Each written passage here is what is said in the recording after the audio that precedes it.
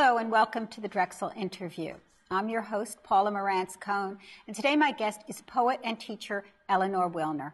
Eleanor Wilner is the author of 6 books of poetry, including most recently, The Girl with Bees in Her Hair.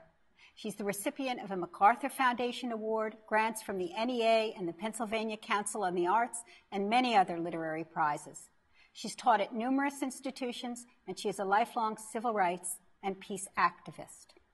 Eleanor Wilner, welcome to the Drexel interview. Thank you.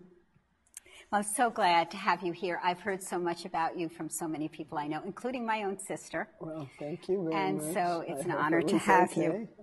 Hope for a good press. Well, I wondered if you'd start by reading the title poem from your latest collection. The collection is called The Girl with Bees in Her Hair, which is such an evocative title.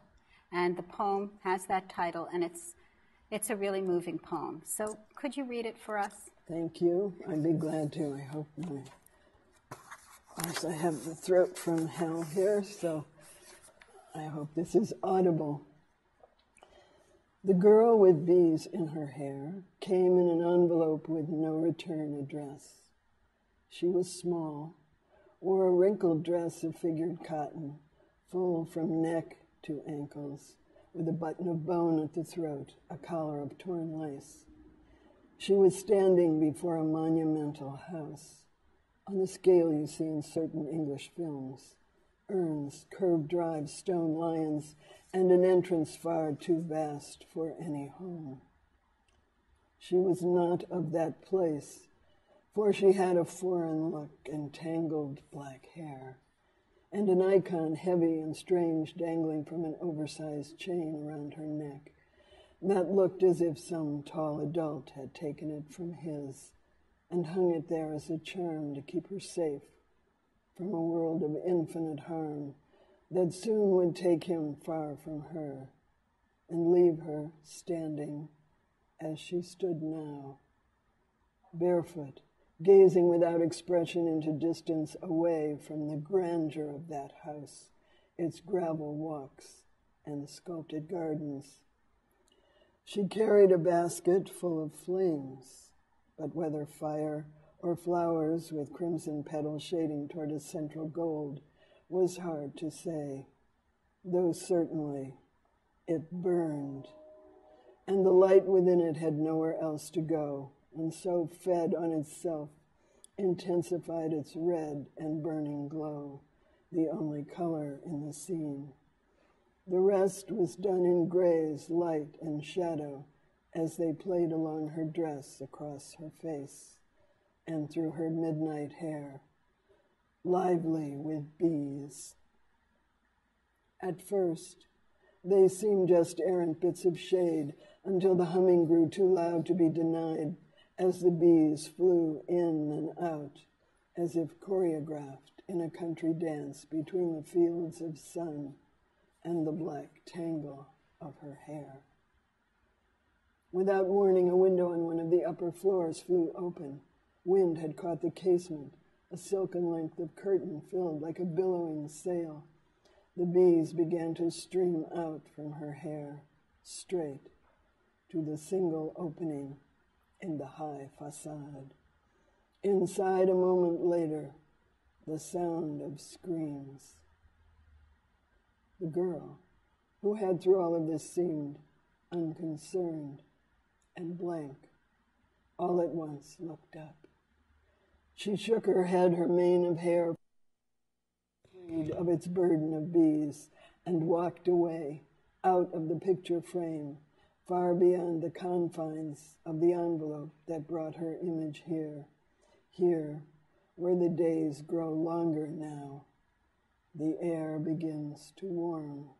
Dread grows to fear among us, and the bees swarm. I love that poem, and I find it a very frightening poem. Thank you, Paul. I know what you mean. Yes. Could you talk a little bit about it and tell us about the bees? Yeah, and I admit I was frightened when I wrote it, or I don't know if writing it is exactly a good description. Let me say something about the origin of that poem. A friend of mine sent me a book. It was written by a Swedish poet who was in a coma for weeks. And during the time he was in this coma, he traveled in his mind. And when he came to, he wrote this book, which was a transcription of these travels. How he remembered them, I have no idea.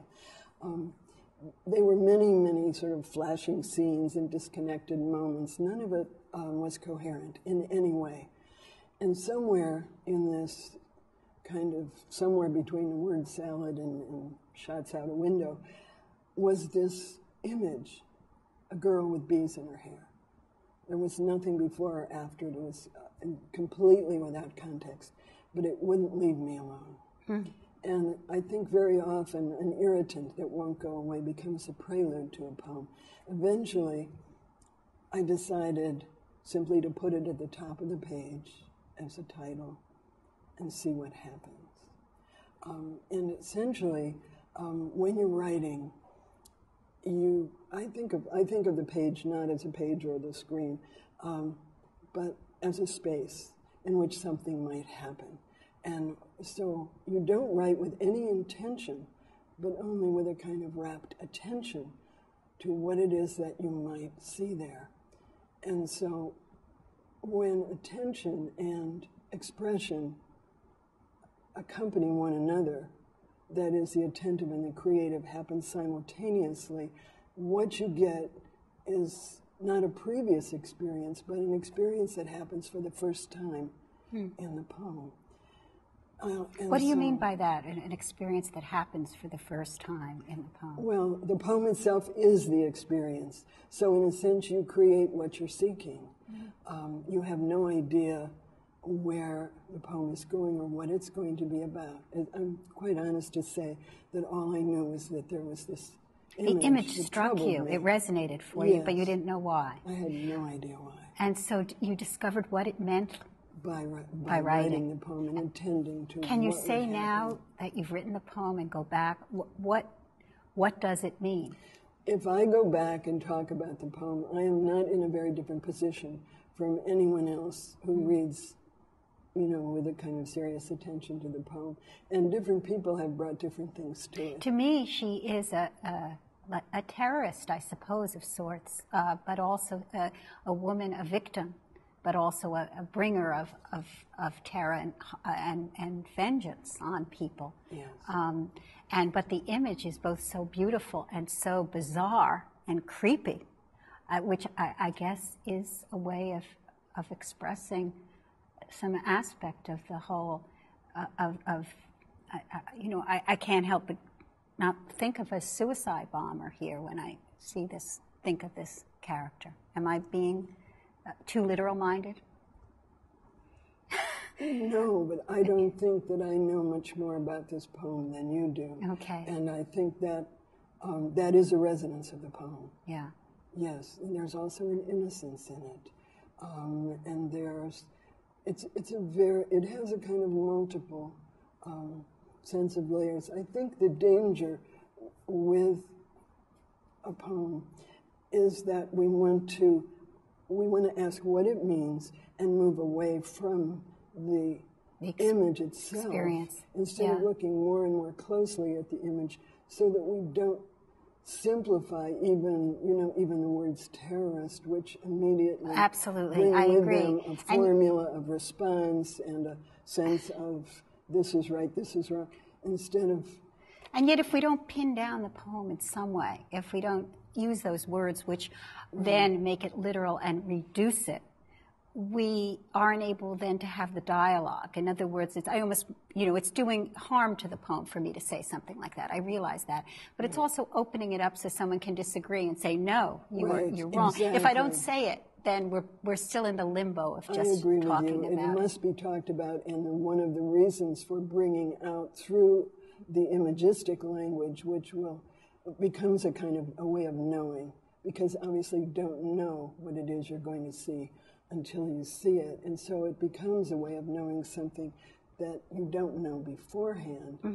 The complexity of that knowledge requires the image, but once you to be able to talk about it and to become more conscious of those things, but not to lose the complexity of it. Not to reduce it to one thing. Right, to one thing. Right. And that doesn't mean that that one thing isn't part of it. People bring many things to it. One woman read it, this woman engineer, she's a very kick-ass kind of woman. She read it completely as a personal statement about this woman and her retribution, and she saw the way she read the male character in relation to her was very positive, and she read the whole thing without ever seeing a political dimension, the political side, or the possibility of identifying with the high facade. So there are also ways to think about what it is that brought her there, and why bees as opposed to more technological means. So those raise all kinds of questions. I just heard from a woman in Tucson who had been interested in the mystery of the poem and said, she seemed to me a combination of Medusa and Little Red Riding Hood, picking up both on somehow the innocence and that sort of malign thread. Right. That comes with it, but it's a natural one because.